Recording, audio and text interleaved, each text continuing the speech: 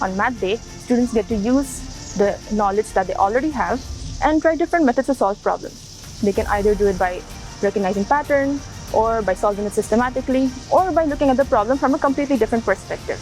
Math Day is also about helping students gain the confidence to try to solve a problem even when they don't know what to do right away. The main idea at the end is to develop the skill of thinking.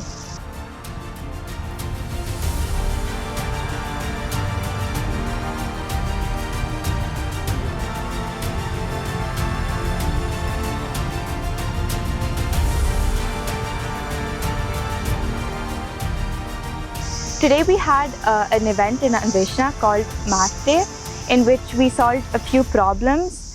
We had different groups of people in which we were divided, and we solved 26 problems. So the problems were very unique and quite different from what we usually encounter in schools. There was not one specific formula that you had to apply to get to an answer, and there were many different ways in which one could find a solution.